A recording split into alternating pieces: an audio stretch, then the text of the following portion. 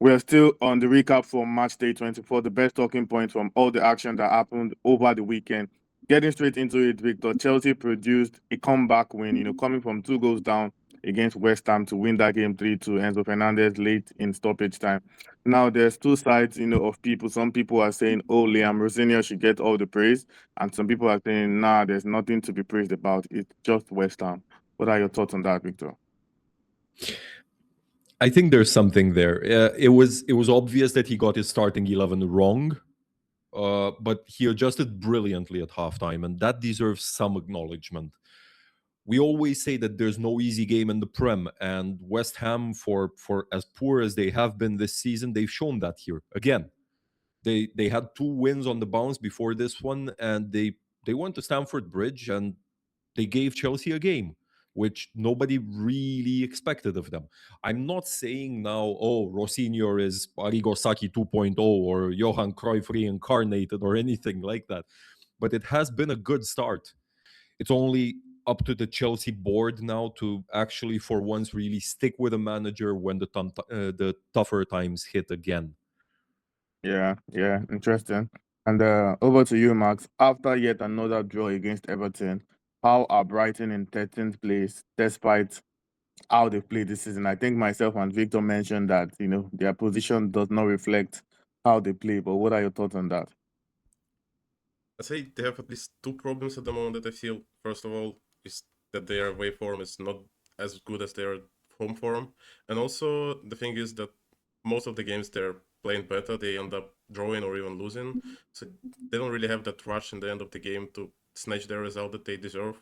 So I'd say if they can improve in that terms, they can probably somehow fight for top 7 or top 8 because the gap is still pretty low.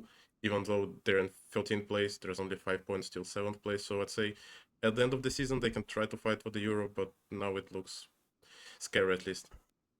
Hmm. Yeah, fair point. And back to you, Victor. Arsenal beat Leeds 4-0 to extend their lead at the top of the table to 6 points. Now, there are two sets of people once again. Some set of people are saying, oh, it's Arsenal's title to lose, game over. City are not good enough. They're going to win it now, surely. And some set of people are still saying, oh, there's still about 14 games left. Anything can happen. Victor, where are your thoughts on this one?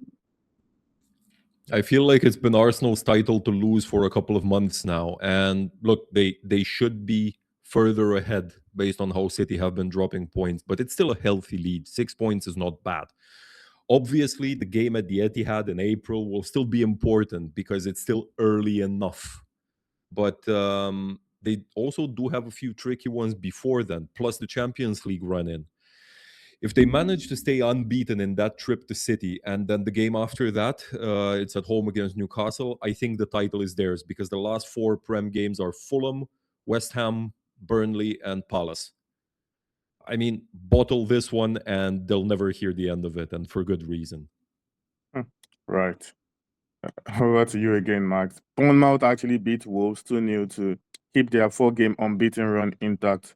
What do you think is a realistic target for Bournemouth between now and the end of the season? I mean, speaking of realistic, I'd say pretty much nothing for the season, especially because we didn't really see a lot of improvements in transfer window this January.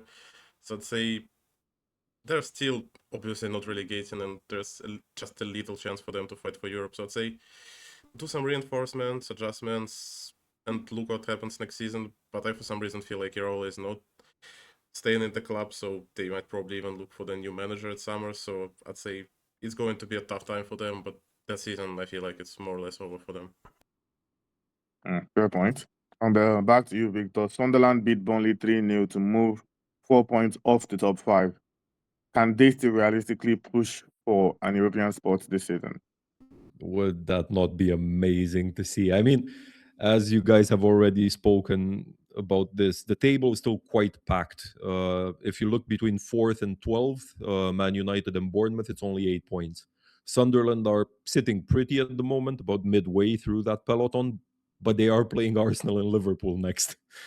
If somehow they get 3 or 4 points out of those games, absolutely the belief will be there more than ever before. I, for one, would absolutely love to see them clinch at least a Conference League spot.